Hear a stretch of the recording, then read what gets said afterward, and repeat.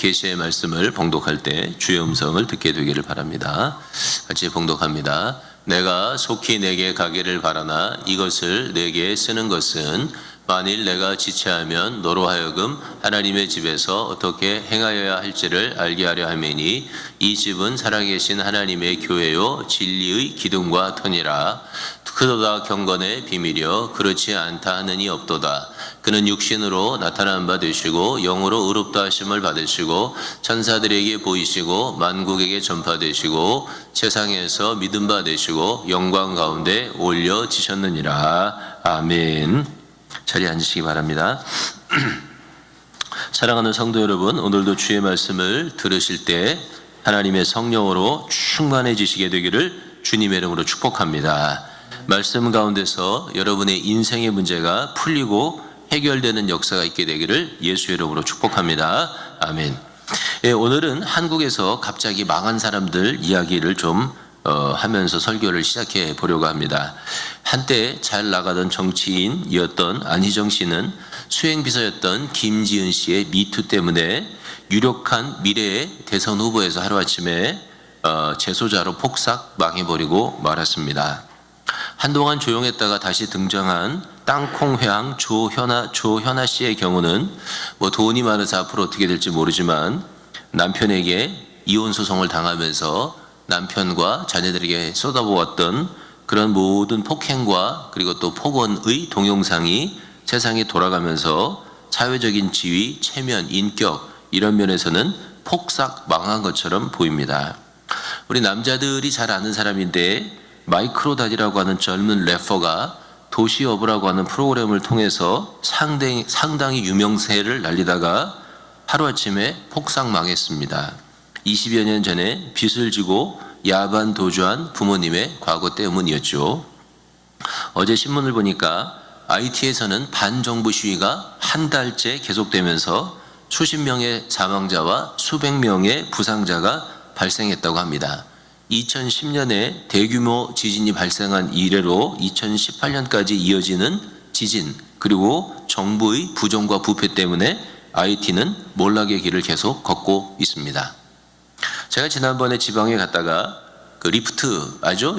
리프트를 탔는데 운전하시는 분에게 이런저런 얘기를 하다가 어디서 왔냐고 물었더니 베네수엘라에서 왔다고 그렇게 이야기를 하더군요. 그래서 제가 베네수엘라가 많이 어렵다는 얘기를 들었는데 요새는 좀 어떠냐 이렇게 물었더니 아주 얼굴이 곤란한 표정이 되었습니다. 자기 자신의 모국이 형편없이 무너지는 그런 모습에 대해서 말하고 싶지 않았던 것이죠.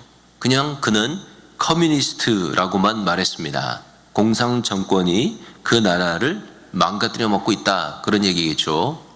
전 세계에서 가장 많은 원유를 가지고 있다고 알려진 베네수엘라가 지금은 30만 명이 굶어 죽을 위기에 처해 있다고 합니다. 한때는 남미에서 개인당 GDP가 1위였던 나라가 베네수엘라였고요. 여러분 다 아시다시피 미스 월드를 세계에서 가장 많이 내었던 나라가 베네수엘라이고요. 그리고 또 남미의 베네치아라고 불렸던 나라가 베네수엘라입니다. 근데 그 나라도 지금 보면 폭삭 망한 것처럼 그렇게 보입니다. 개인도 망하고 회사도 망하고 국가도 망합니다.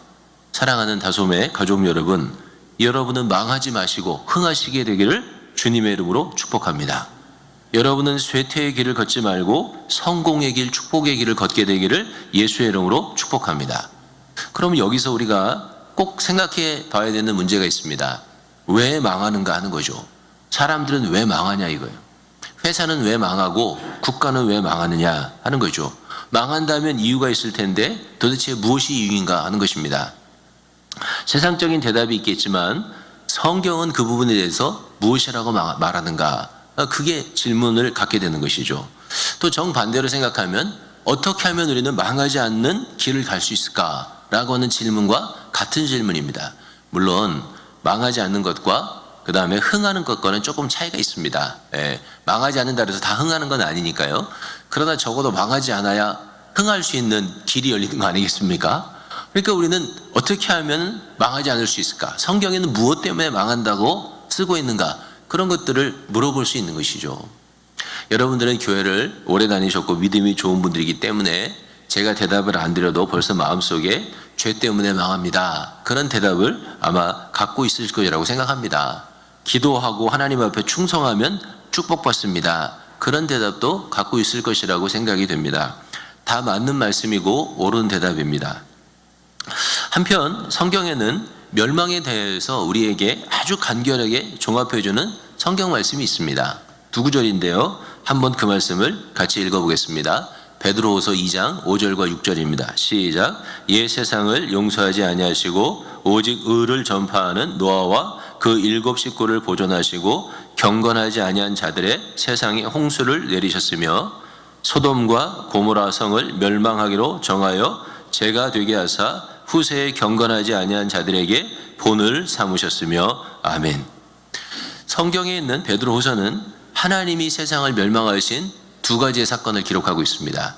하나는 노아의 홍수이고 또 하나는 소돔과 고모라 성이 망한 사건입니다. 노아의 홍수는 물로 세상을 하나님이 멸망시키신 사건이죠. 그리고 그 사건에서는 오로지 노아와 그의 가족 7명, 그래서 8명만 구원을 받게 됩니다. 또 하나의 멸망의 사건은 소돔과 고모라의 멸망의 사건입니다. 이때는 물이 아니고 불과 유황불로 이제 소돔과 고모라가 멸망했습니다. 그때 구원받은 사람은 롯과 2명의 딸뿐이었습니다. 아내는 구원받고 나오다가 소돔과 고모라를 돌아본 거로 소금 기둥이 된 것이죠. 자, 그런데 이 두 멸망의 사건에 공통점이 있는데 그 공통점이 뭔지 아십니까?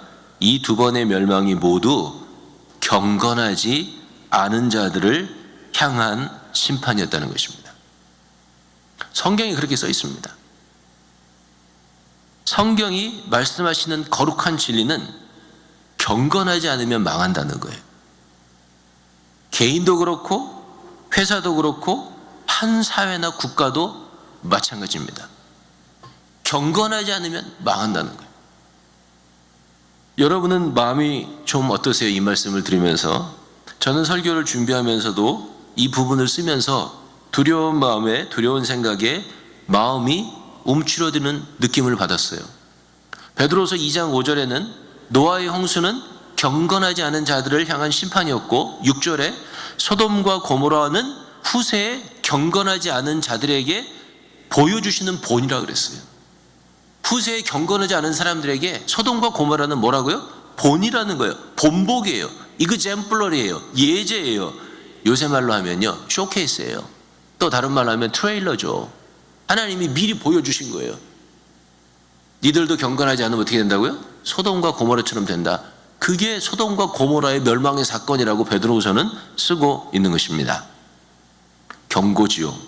경건하지 않은 자들은 멸망의 길을 가게 된다고 경고하는 것입니다.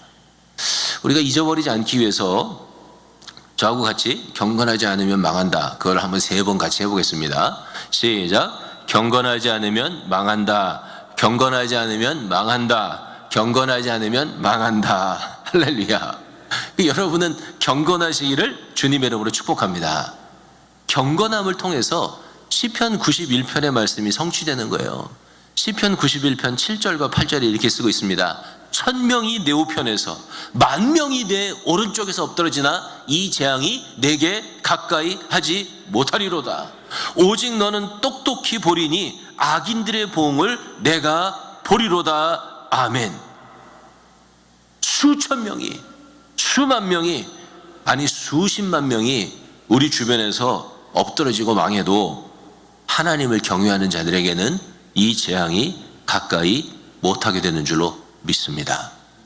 그러므로 이 시편 91편의 말씀을 여러분들은 여러분의 삶에서 누리게 되시기를 주님의 이름으로 축복합니다.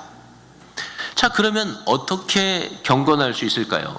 오늘 본문에서 그 말씀의 그 비밀을 한번 찾아보기를 원합니다. 먼저 우리가 읽은 오늘 본문 말씀 디모데전서 3장 14절부터 16절의 말씀은 배경이 어디냐면 에베소 교회입니다. 에베소 교회가 배경이에요. 에베소 교회에서 디모데가 목회를 하고 있었고요. 사도 바울은 이때 로마의 감옥에 2번째로 투옥되어 있을 때였습니다. 그때 디모데서를 보내는 거예요.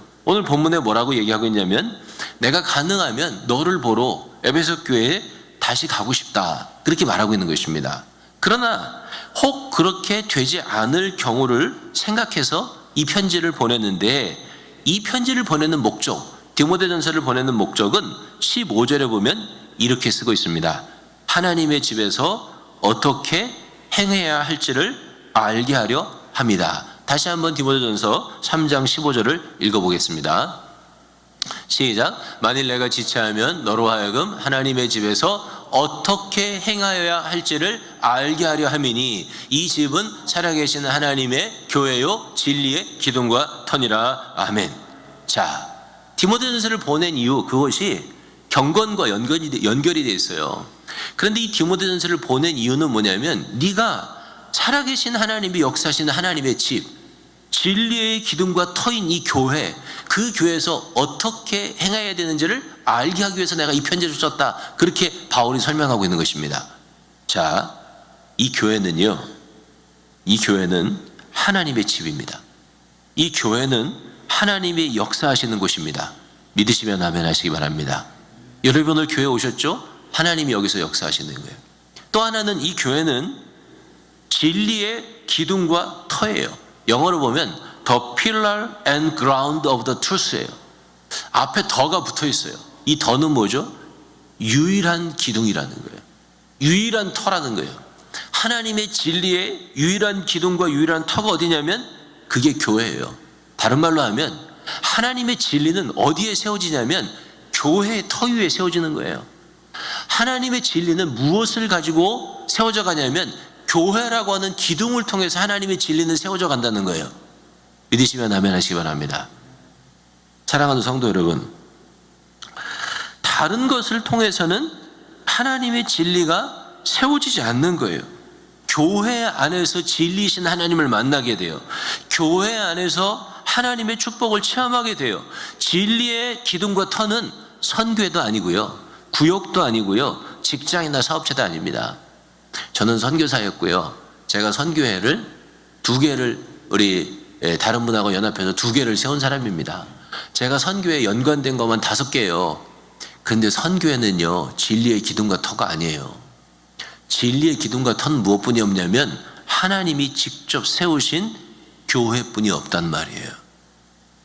자, 그런데 사도 바울이 뭐라고 말한다고요? 진리의 기둥과 터인 이 교회, 하나님이 살아계신 이 교회에서 내가 어떻게 행해야 될 것을 가르쳐 주겠다. 그렇게 말씀했습니다. 그러면 도대체 어떻게 행해야 될 것을 어떻게 가르쳐 주느냐 이거예요. 하나님의 살아계신 하나님이 계시는 교회에서 내가 어떻게 행해야 될지를 깨닫게 되면 어떻게 되냐면 하나님의 뜻을 이루고 멸망의 길을 피하게 되며 세상이 다 멸망해도 구원을 받게 되고 하나님의 뜻대로 쓰임받는 인생을 살아가게 된다는 거예요. 그거를 16절은 다시 뭐라고 말하고 있냐면 경건의 비밀이라고 말하고 있어요. 하나님의 교회에서 어떻게 행해야 되느냐, 그게 경건의 비밀이라는 거예요. 경건의 비밀을 깨닫고 하나님의 교회에서 행하라는 거예요. 그렇게 되면 어떻게 된다고요? 그렇게 되면 멸망하지 않게 되는 거죠. 왜? 경건한 삶을 살게 되니까. 오늘 성경을 읽어보면 디모데전서 이 3장은 그 경건의 비밀에 대해서 설명하고 있고요. 디모데전서 4장으로 넘어가면 경건의 비밀을 깨달은 사람이 실제적으로 삶에서 구체적으로 어떻게 해야 되는가를 쓰고 있습니다. 오늘은 4장을 설명할 수는 없고 3장의 말씀만, 16절 말씀만 다시 설명해 보려고 하는데, 다시 경건의 비밀로 돌아가서 어떻게 교회에서 행해야 하는가 3장 16절을 다시 읽어보도록 하겠습니다. 시작.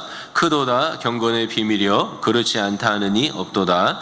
그는 육신으로 나타난 바 되시고 영으로 의롭다 하심을 받으시고 천사들에게 보이시고 만국에서 전파되시고 세상에서 믿음 바 되시고 영광 가운데 올려지셨느니라. 아멘. 영어로는 And without controversy great is the mystery of godliness 이렇게 쓰고 있습니다. 의심의 여지 없이 경건의 비밀은 크다 이렇게 쓰고 있는 것입니다. 자, 먼저 비밀이라는 말을 먼저 살펴봐야 되는데, 제가 금방 영어로 읽어서 여러분이 들으셨겠지만 여기서 말하는 비밀은 미스테리입니다. 헬러 미스테리온에서 왔죠. 우리나라 말로 비밀이라고 하는 말은 두 가지가 있습니다. 시크릿이 있고 미스테리가 있습니다. 시크릿이라고 말하는 비밀은 과거에 일어났던 일입니다. 근데 그 과거에 일어났던 일인데 감추어 놓은 진실이죠. 그리고 그 감추어 놓은 진실을 드러내기 싫어하는 것입니다. 그게 뭐냐면 시크릿이에요. 비밀이죠. 여러분과 저도 다 비밀이 한두 개쯤은 있지 않습니까? 그리고 그 비밀은 밝혀서 좋은 게 없어요. 밝혀서 유익하지 않습니다. 그러니까 여러분이 만약에 누군가의 비밀을 알고 있다면 절대로 밝히지 말게 되시기를 주의 이름으로 부탁합니다. 두 번째 비밀이 있는데 그게 뭐냐면 미스테리예요. 이 미스테리는 뭐냐면 아직 밝혀지지 않은 진실을 말합니다. 무언가 신비로운 거죠. 근데 아직 밝혀지지 않은 거예요. 예를 들어 우주의 신비, The Mystery of the Universe. 그렇게 말할 때 비밀이죠. 우주의 비밀이죠. 인체의 비밀, 뭐 이런 거잖아요. 그런 것을 말할 때 비밀이 뭐냐면 바로 이 미스테리인 것입니다. 그런데 이 미스테리는 시크릿하고 달라가지고요, 밝혀질수록 좋은 거예요. 밝혀지면 많은 사람들에게 유익이 되는 게 뭐냐면 미스테리예요. 그런데 또 하나 재밌는 것은 이 미스테리라고 하는 것은 밝혀졌다고 해서 모든 사람이 그것을 다 이해하고 그것을 자신의 삶에 누리지는 못한다는 거예요. 그게 미스테리라고 하는 것의 특징이에요. 예를 들어 아인슈타인이라고 하는 분이 밝혀낸 상대성의 원리라고 하는 것을 한번 생각해 보세요. 우리는 상대성의 원리를 어렴풋이 알아요. 그런데 그게 뭔지는 잘 모르는 거죠. 내 삶에 상대성의 원리가 어떻게 적용되는지를 알고 사는 사람은 거의 없어요. 비슷하게 우주의 신비를 파헤쳐 나가는 사람들이 굉장히 많잖아요.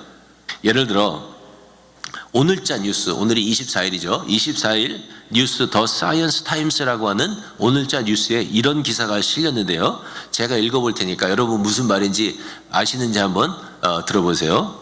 미 항공우주국 나사에 따르면 LSPM J0207 플러스 3331로 명명된 이 백색 외성은 나사의 백야드 워드 플래닛 읽지도 잘 못해요. 플래닛 9 프로젝트의 자원봉사로 참여해 적외선 관측 자료를 분석해 온 독일의 시민 과학자 멜라니 테벤노트가 발견했다. 여러분 무슨 말인지 아시겠습니까? 우주의 신비를 밝힌 거예요. 그런데 밝혔다 그래도, 이 미스테리를 밝혔다 그래도 우리는 잘 이해도 안 돼요. 백색 외성이 뭔지 그것도 모르고요, 플래닛 9이 뭔지도 모르고요, 백야드 월드가 뭔지도 몰라요. 우리는 미스테리가 꼭 그런 거예요.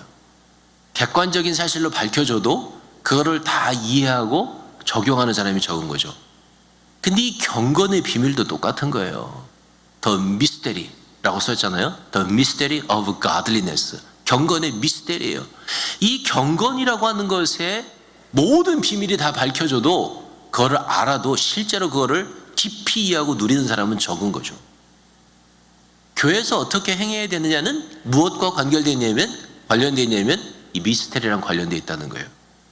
자, 그러면 이 미스테리, 이 놀라운 미스테리, 이 미스테리인 이유는 이 경건의 신비를 알면 우리가 하나님과의 바른 관계가 되고요, 이 경건의 신비를 우리가 알면 우리를 참 이웃사랑으로 이끌어가는 그런 면에서 이게 이 경건의 비밀인데, 이 경건의 비밀이 도대체 뭐냐는 말이에요. 그거를 한마디로 하면 예수라는 거예요. 예수. 그게 사도 바울이 디모데에게 가르쳐 주는 거예요. 예수님이 경건의 비밀이라는 거예요. 다른 말로 하면 예수님이 우리를 참 하나님을 향한 경외와 헌신의 태도를 가진 사람으로 우리를 바꿔주신다는 거예요. 예수님이 우리로 하여금 조건 없는 사랑으로 이웃을 사랑하도록 우리를 이끌어 가신다는 거예요. 그래서 우리가 진짜 경건해지는 방법은 딱 하나뿐이 없다는 거예요. 그게 뭐라고요? 예수라는 거예요. 예수. 사랑하는 성도 여러분, 지난주에 경건에 대해서 설명하면서 경건은 하나님을 향한 바른 태도와 이웃을 향한 바른 태도다, 그렇게 말씀드렸죠. 하나님을 향한 바른 태도, 이웃을 향한 바른 태도가 어떻게 가능하느냐? 예수로 가능하다는 거예요. 믿으시면 아멘 하시기 바랍니다. 그럼 그 예수가 어떻게 우리를 경건으로 이끌어가는가? 어떻게 우리를 하나님 앞에 합당한 존재로, 그리고 사람 앞에 정말 사랑하는 존재로 우리를 만들어가는가? 오늘 본문에는 예수에 관한 6가지 신비가 쓰여져 있습니다. 첫 번째 신비는 육신으로 나타난 바 되시고입니다. 그게 예수님에 관한 신비라는 거예요. 우리를 경건으로 이끄는 신비예요. 예수님이 어떻게 해요? 육신으로 나타나셨어요. 성육신을 말합니다. 거룩하신 하나님의 아들이 이 땅에 육신을 입고 오셨습니다. 거룩하신 하나님은 인간의 육체를 입을 수 없었어요. 왜? 육체는 제한되고 그리고 또 한계가 있는 것이기 때문에. 거룩하지 않죠. 육체는 더럽혀진단 말이에요. 그런데 그 거룩하신 하나님이 부끄러움을 참으시고 이 땅에 오셔서 육신 가운데 들어오셨어요. 그걸 우리는 뭐라고 말합니까? 그거를 성육신이라고 말하는 것입니다. 사랑하는 성도 여러분, 그런데 놀랍게 이 성육신의 신비는 우리 가운데도 나타난다는 거예요. 우리 가운데도 나타나요. 어떻게 우리 가운데 나타납니까? 그것은 거룩하신 주님께서 천하고 천한 우리 가운데 임재하시는 거예요. 그 사실을 믿으십니까? 우리는 그걸 믿고 사는 거예요. 우리는 부족하고 천하고 낮고 더럽고 날마다 죄를 져요. 그런데 거룩하신 하나님이 우리 가운데 들어오세요. 어떻게 우리 가운데 들어오십니까? 예수 그리스도의 살을 먹고 예수 그리스도의 피를 마심으로 말미암아서 주님이 우리 가운데 들어오셔서 우리 가운데 어떻게 해요? 우리와 연합하세요. 주님에게 있어서는 그것은 부끄러운 일입니다. 왜냐하면 주님은 거룩하시지만 우리는 어떻게 해요? 죄가 많고 더럽기 때문이죠. 그런데 그 거룩하신 주님이 우리 가운데 어떻게 해요? 주님의 몸과 주님의 피를 주셔서 우리가 그것을 먹고 마심으로 말미암아 주님과 연합하는 존재로 만들어주시는 거죠. 믿으시면 아멘 하시기 바랍니다. 이게 비밀이에요. 그게 첫 번째 비밀이야. 이거를 알 때 우리는 경건으로 나갈 수 있게 되는 거예요. 두 번째 비밀은 뭐냐면 영으로 의롭다 하심을 받으시고입니다. 이것은 앞에 육신으로 나타나시고와 연결해서 십자가의 죽으심과 부활을 말씀하고 있습니다. 예수님은 십자가에 죽으시면서 그 육체는 인류의 모든 죄를 뒤집어쓰고 죽임을 당하셨습니다. 사탄은 예수를 죽여서 영원히 멸망시킴으로 말미암아 자기가 하나님을 대하여 이기고자 했습니다. 예수께서 십자가에 죽으실 때 그는 그 뜻을 이룬 줄 알았습니다. 그러나 하나님의 성령은 예수를 의롭다고 정하신 것입니다. 성령으로 의롭다 하심을 얻은 예수는 죄와 사망에 매어 있을 수 없었습니다. 죄와 사망을 이기고 부활하시게 된 것입니다. 인류의 모든 죄를 지시고 죽으신 주님은 성령의 역사로 다시 부활하셔서 모든 죽은 자들의 소망이 되신 것입니다. 경건의 두 번째 비밀이 여기 있습니다. 우리도 예수와 함께 더불어 죽는 것입니다. 내가 그리스도와 함께 죽는 거예요. 철저하게 죽는 거예요. 자, 많은 사람들이, 많은 그리스도인들이 죽은 척 합니다. 예? 죽은 척 해요. 그런데 딱 뭐가 생기면 다시 내가 살아나. 많은 사람들이 죽지 않고 기절해 있습니다. 그래가지고 하나님의 은혜를 받아갖고 내가 죽은 것처럼 이렇게 기절해 있는 거예요. 근데 어느 순간 충격이 탁 오면 어떻게 됩니까? 다시 내가 살아나는 거예요. 내가 죽은 게 아니에요. 그리스도 예수와 함께 내가 진짜 죽는 거예요. 우리 기독교 신앙에 있어서 내가 진짜 신앙인이 되느냐 신앙인이 되지 못하느냐는 여기에 달려 있어요. 십자가에서 내가 진짜 처리된 사람 있잖아요. 그 사람은 진짜 신앙인이 되는 거예요. 십자가에서 내가 처리되지 않은 사람이 있습니다. 아직 죽지 않은 거예요. 그런 사람은 진짜 신앙인이 되기에는 아직도 거리가 있는 거예요.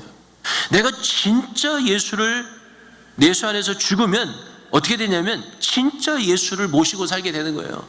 내가 예수와 함께 십자가에 진짜 죽으면 예수님이 나와 함께 살아나시게 되는 거예요. 이렇게 주님과 함께 십자가에 죽은 사람들의 심장에는 뭐가 있냐면 그리스도의 십자가가 세워져 있는 것입니다.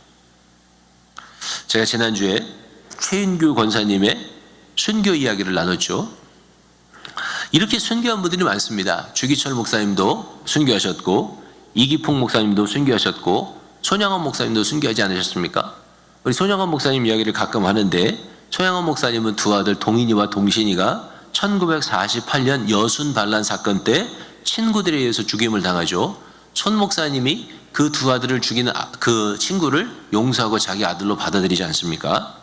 그리고 나서 불과 2년이 지난 1950년이었습니다. 1950년에 뭐가 생겼죠? 6.25 전쟁이 생겼습니다. 북한군이 북한에서 남한으로 밀고 들어왔어요. 어디까지 내려왔냐면 낙동강까지 밀고 들어왔습니다. 그때 여수가 함락됐어요. 손양원 목사님이 피난을 안 갔습니다. 왜 피난을 안 갔냐면 손양원 목사님이 돌보던 문둥병자들이 있었어요. 나병 환자들이. 그래서 그들을 버리고 갈 수 없다고 해서 교회를 지킵니다. 그러다가 공산당이 붙잡히죠. 그래서 1950년 9월 29일 날 과수원에서 공산당에게 총에 맞아서 순교하십니다. 두 아들이 죽고 나서 2년 만에 아버지도 돌아가신 거예요. 손양원 목사님이 돌아가셨을 때 나이가 몇 살인지 아십니까? 저보다 어리셨어요. 지금 저보다 49살이셨어요.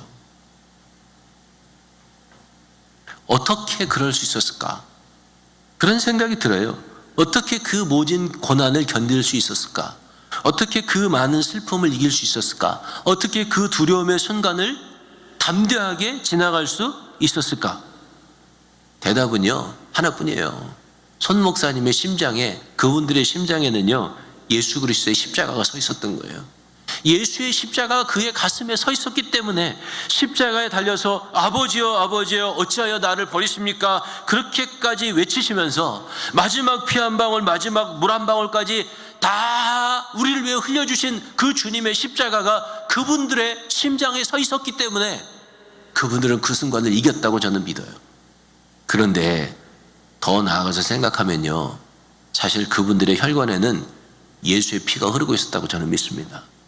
그 피는요, A, B, C, O 이렇게 말할 수 있는 피가 아니에요. 그거는 JC 피인 겁니다. 예수 그리스도의 피인 거죠. 우리가 주 그리스도 예수의 피와 살을 먹고 그 피와 살이 우리 가운데 들어왔을 때, 우리가 주님과 함께 십자가에 죽었을 때 예수와 함께 살아난 그들의 삶에는 뭐가 흘렀습니까? 예수의 피가 흐른 거죠. 코카콜라 사장은 자기의 혈관에 코카콜라가 흐른다 그랬는데 예수 그리스도를 믿고 그분과 함께 십자가에 죽었을 뿐 아니라 그분과 함께 다시 부활을 경험한 그 신앙의 선배들의 심령에는 예수의 피가 흐르지 않았겠습니까? 예수의 뜨거운 피가 흐르고 있었던 거죠. 그 예수의 뜨거운 피가 흐르고 있었기 때문에 그들은 순교도 두려워하지 않도록 믿음을 세워주신 것이라고 저는 그렇게 확실히 믿습니다. 우리 신앙의 선배들은 예수님의 부활과 함께 이미 우리 후배 그리스도인들의 심령에 부활하여 살아있지 않습니까? 주님이 부활하셔서 우리의 심령에 살아계신 것처럼 그분들도 우리의 심령에 뜨겁게 살아계신다고 저는 믿습니다. 주님 오시는 그날 이처럼 예수 따라 순교하신 분들은 하늘의 엄청난 영광 속에서 주님의 우편에 앉게 되실 것이라고 저는 확신합니다. 너무너무 중요한 거예요. 우리가 어떻게 경건하게 살아가느냐, 어떻게 세상을 이기느냐, 어떻게 예수의 사랑으로 세상 사람들을 사랑할 수 있느냐, 우리 심장에 십자가가 서 있어야 되는 거예요. 우리 혈관에 예수의 피가 흘러야 돼요. 거기에 비밀이 있는 거예요. 세 번째 비밀은 천사들에게 보이시고입니다. 주님의 십자가와 부활은 인류의 역사 안에 제한된 것이 아닙니다. 그거는요, 온 우주, 영계를 포함한 전 우주적인 역사인 것을 알려주고 있는 것이죠. 우리가 이 땅에서 살아가면서 예수 안에서 믿음으로 승리하는 것은요, 우리 교회 옆에 사람들만 보는 게 아니에요. 그건 천군과 천사들도 보고 있는 것입니다. 그건 하늘에 계신 우리 하나님 아버지께서 보시고 인정하는 놀라운 역사인 것이죠. 네 번째 비밀은 만국에게 전파되시고, 다섯 번째 비밀은 믿음 바 되시고입니다. 주님의 성육신과 십자가의 부활의 소식은 만국에 전파됐습니다. 지금도 전파되고 있습니다.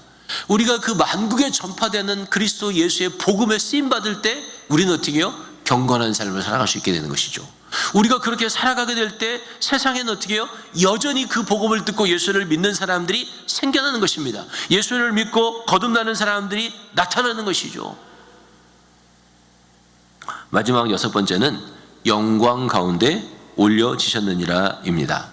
주님의 승천을 말씀하고 있습니다. 성육신하시고 십자가에 죽으시고 부활하신 주님, 온 땅에 전파되고 믿어지신 바 되신 주님은 부활하시고 40일 만에 승천하셨습니다. 그리고 하나님의 보좌에 우편에 앉으셨죠. 우리도 예수 믿고 열심히 신앙생활하면 이 땅에서의 사역이 끝나는 날, 이 땅에서의 소명이 완성되는 날 주님께서 우리를 하늘로 승천시키실 줄로, 부르실 줄로 믿습니다. 미국에 상원에서 채플린을 지냈고 워싱턴에 있는 뉴욕 애비뉴 장로교회를 담임했던 피터 마샬이라고 하는 목사님이 계세요. 여러분은 잘 모르시겠지만 굉장히 유명한 목사님입니다. 인터넷에서 피터 마샬이라고 찾아보면 그 얼굴이 여러분도 본 분이다 이렇게 생각될 만큼 유명한 분이세요. 그분은 스코틀랜드에서 자라서 하나님을 어릴 때 만나고 미국에 오는 꿈을 꿔요. 미국에 와서 이제 목회하는 꿈을 꾸게 되는데 20대 그 꿈을 이룹니다. 그래서 콜롬비아 신학교, 애틀란타에 가면 있습니다. 그 미국 장로교회 신학교인데요. 콜롬비아 신학교에서 공부를 하고 설교를 잘해서 명성을 떨치게 됩니다. 젊은 나이에 승승장구해서 미국에서 가장 유명한 설교가가 돼요. 그리고 미국 상원의 채플린이 됩니다. 그러던 그가 47세 되던 해 갑자기 가슴에 통증을 느껴요. 그래서 병원에 응급차를 타고 실려가게 됩니다.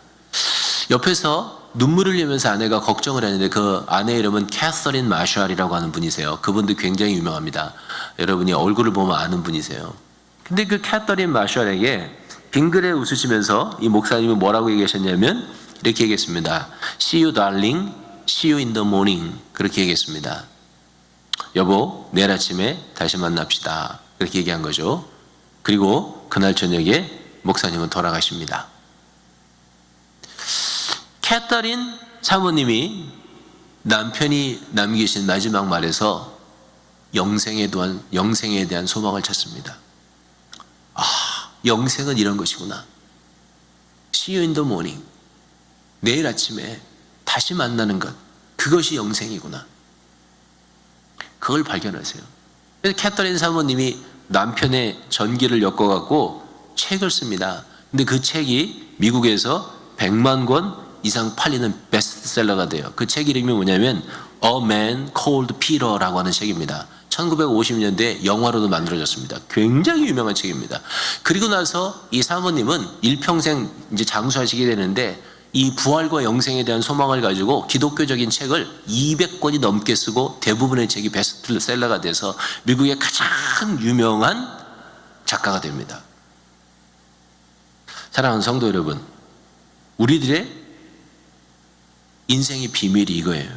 예수와 함께 십자가에 못 박히고 예수와 함께 부활한 우리는요, 이 땅에서 죽는 그때 하나님의 나라로 옮겨지는 것입니다. 잠시 헤어져 다시 만날 그때를 위해서 승천하신 예수께로 가는 것이죠. 살아계신 하나님의 교회, 진리의 기둥과 터인 교회에서 성도된 우리에게 하나님은 무엇을 원하시냐면 경건하기를 원하십니다. 그리고 그 경건의 비밀은 예수 그리스도인 것이죠. 이 예수 그리스도 안에 감춰진 6가지 비밀, 이게 뭐라고요? 미스테리란 말이에요. 미스테리. 많은 분들이 그걸 안다고 그러세요. 근데 안다고 하지만 꼭 뭐처럼 아냐면요, 꼭 상대성 이론을 아는 것처럼 아는 거예요. 그게 내 삶에 그대로 들어와 적용되면 내 삶이 너무나 하나님 앞에서 경건한 사람이 될 텐데 그게 잘 안 되는 한계를 갖고 있는 거죠. 유기성 목사님이 쓰신 영성일기라고 하는 책을 보면 하디 선교사님의 이야기가 나옵니다. 1903년에 원산 대부흥운동의 시발점이 됐습니다. 하디 선교사님이 회개하면서 원산 부흥운동이 생겼고요. 그 원산 부흥운동이 1907년에 평양 대부흥운동으로 연결됩니다. 자, 이 하디 선교사님이 시발점이었는데요. 그 하디 선교사님이 회개한 것이 시발점이었다고 하는 이야기를 여러분은 다 알고 계십니다. 그럼 도대체 이 하디 선교사님이 뭘 회개하셨을까요? 여러분 아시나요? 한번 마음속으로 개수하고 손 들어보세요. 아마도 하디 선교사님이 음란의 문제를 회개했을 것이다. 여러분 마음으로 손 들어보세요. 아니면은 선교비를 횡령한 죄를 회개했을 것이다. 한번 마음에 손 들어보세요. 또는 선교사님들끼리 불화하고 싸운 것을 회개했을 것이다. 마지막으로 저는 하나 더 써왔네요. 2개 더 써왔는데, 가정에서 아내와 서로 사랑하지 못하고 가정을 거룩하게 지키지 못한 것이다. 한번 손 들어보세요. 마지막으로는 피선교지 백성이던 조선인들을 무시하고 미워한 것이다. 여러분 뭐라고 생각하세요? 마지막 것은 하디 선교사님이 회개한 것과 관련이 있는데요. 그가 회개한 것은 뭐냐면 예수를 믿었지만 진정으로 예수를 믿지 못했다는 것입니다.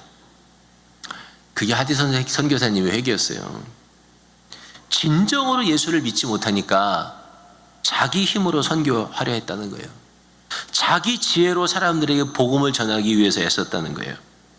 하디 선교사님은요, 캐나다 온타리오 출신입니다. 가난하고 어려운 나라에 가서 의료 봉사를 하겠다고 하는 사명을 가지고 토론토 대학 의대에 입학하게 됩니다. 그리고 감리교 의사 선생님으로 아내였던 켈리 선교사님과 함께 한국에 오셨습니다. 너무나 모범적이었고 성실하고 존경받는 선교사였습니다. 그러나 그의 선교 사역은 큰 열매를 맺지 못했고 사역도 지지부진했습니다.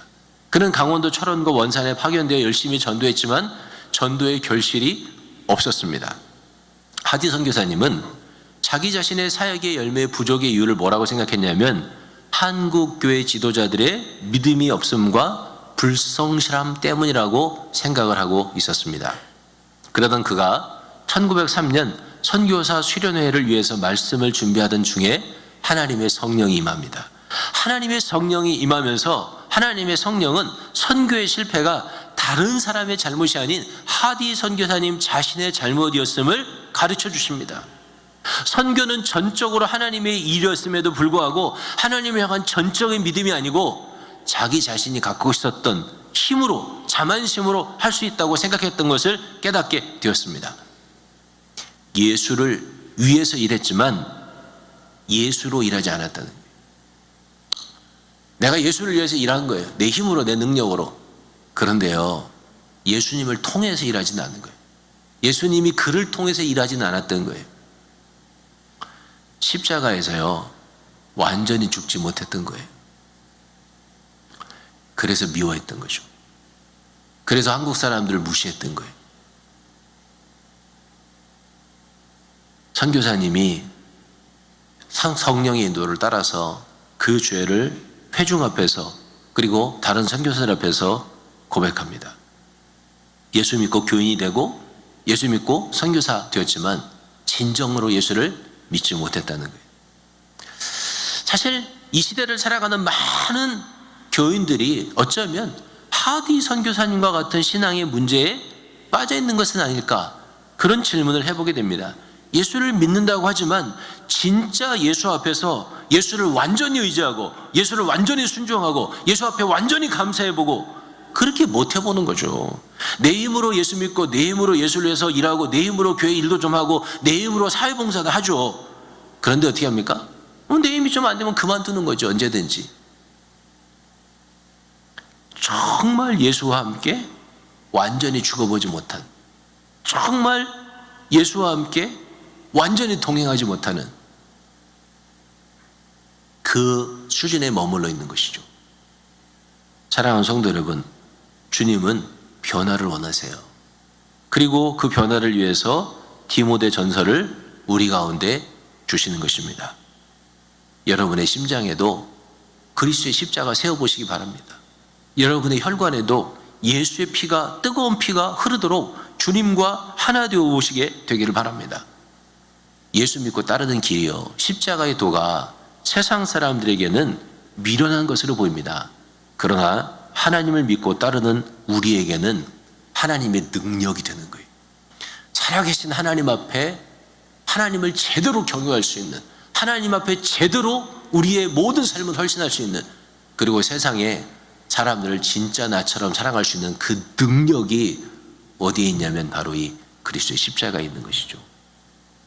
저와 여러분이 멸망의 길을 가는 자들이 아니고요, 이 경건을 우리의 삶에 제대로 세움으로 말미암아서 축복의 길로, 부흥의 길로, 하나님께서 살려주시고 잘되게 하는 길로 우리 살아갈 수 있는 여러분과 제가 되기를 주님의 이름으로 축복합니다. 아멘.